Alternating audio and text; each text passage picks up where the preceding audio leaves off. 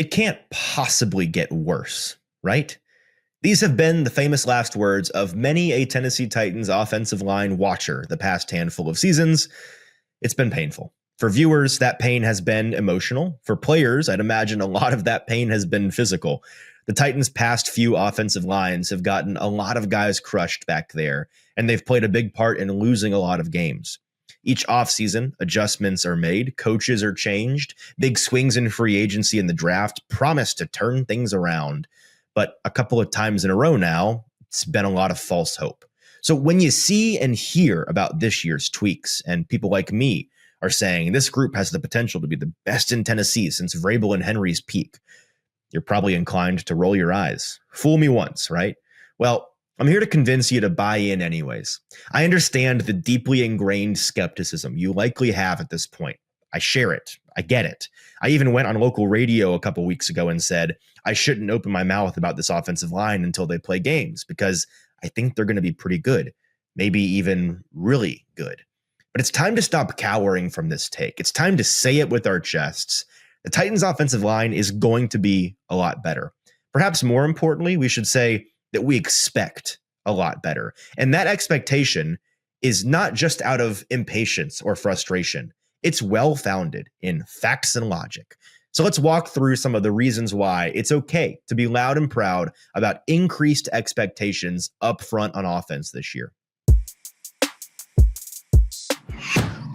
If you're part of the Tennessee faithful, you know just how many years the Titans have shaved off your life with the emotional roller coaster of sports. Or maybe the roller coaster of life is messing with your happiness or preventing you from achieving your goals. The new year is a blank space for you to write a new story. BetterHelp makes it easier to get started. They are our incredible sponsor for this video. Regardless, if you have a clinical mental health issue like depression or anxiety, or if you're just a human going through a hard time, therapy can give you the tools you need to approach your life in a very different way. That's where our sponsor, BetterHelp, comes into play.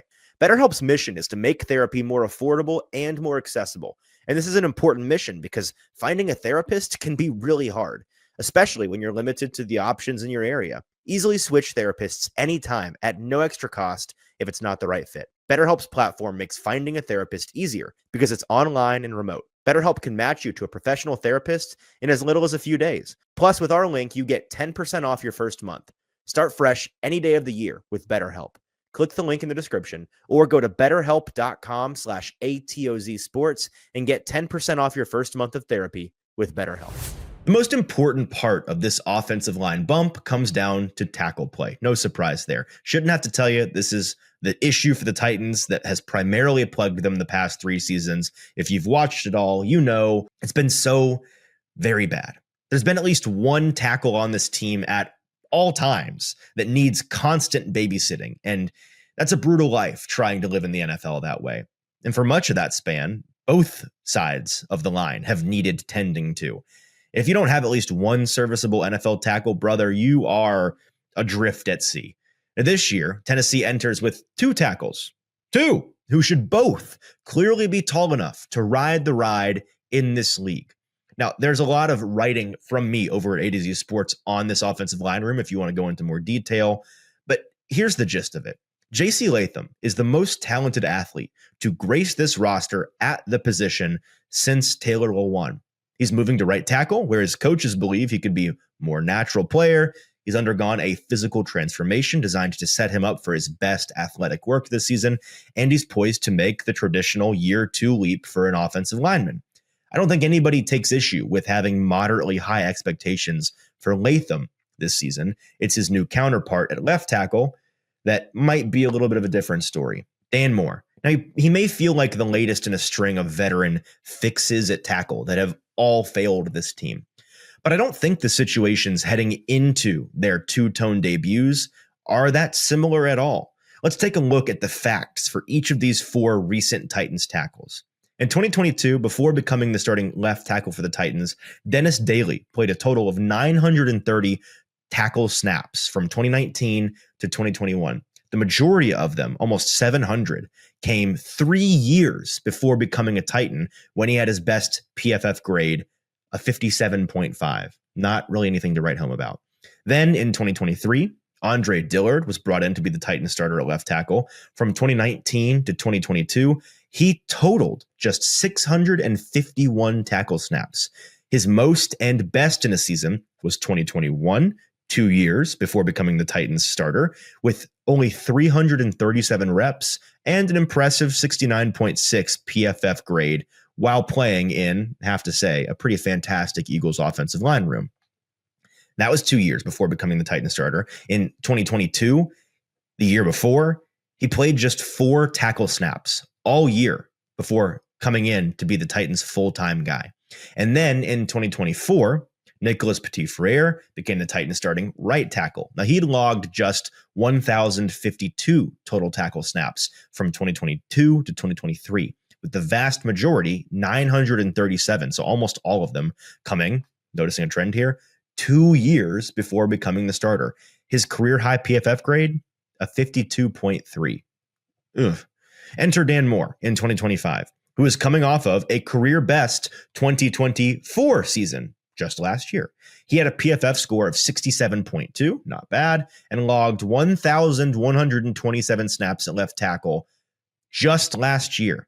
That is more than the career totals of the previous 3 tackles mentioned. And if you go one layer deeper, because I think this does matter some, that's 839 more snaps the year before becoming the Titans starter than the previous 3 tackles had in their year before becoming the starter combined. From 2021 to 2024, Dan Moore logged 4,422 total snaps at left tackle. That is over 4 times any of those other guys. That's a lot of sunlight on your ability to play tackle. You can't hide with that many reps. So, is Moore the most average tackle in the league? Probably. I think he might be. Could he be the weakest link in this offensive line? That's certainly possible. But is it crazy to maintain a moderate level of expectations for him on this big contract he just signed? I don't think so at all. And then there's the interior offensive line, which I think should be a real strength for this team. They not only have clear starter level talent, but they also have pretty strong depth. At right guard, free agent addition Kevin Zeitler could absolutely come in and immediately be the Titans' best lineman. He's 35 years old, but was PFF's 3rd-ranked guard in all of football last season after starting 16 games. And at left guard, Peter Skoronski quietly finished down the stretch as arguably the best pass-blocking guard in the NFL last year. If he picks up where he left off with that momentum, he should make for a fantastic partner on the left side for Dan Moore. Easily my greatest concern remains at center, simply because of the health uncertainty for Lloyd Cushenberry. This is not a level of play issue, it's a health issue. I wrote about that a lot over at A2ZSports.com. Just search Lloyd Cushenberry, you'll find it. But needless to say, I'm not certain his return from his Achilles repair is going to be all smooth sailing. I hope that it is, but I think that's a bold thing to assume. If it isn't, the good news is I have a baseline level of faith in Corey Levin or Sam Mustipher to step in and keep their head above water in the meantime, just like Corey Levin did at the end of last year, played some perfectly fine center for the Titans. All told, under the tutelage of offensive line legend Bill Callahan, who last I checked is still the coach of this unit and is still, in fact, an expert in this department. I don't know if he just suddenly became not a legend because of one down year for a team. The offensive line should be much better than we've grown accustomed to seeing. It's okay to think that. It's okay to expect that. Have you ever heard of the soft bigotry of low expectations? That's a phrase that's thrown around a lot in political parlance, but it's generally the dismissive, patronizing assumption that a group is capable of less merely because of their background. Don't make that mistake with this Titans offensive line. History should have nothing to do with what they're expected to do this season. So don't hold them to a lower standard because of it. For A to Z Sports Nashville, I'm Easton Freeze.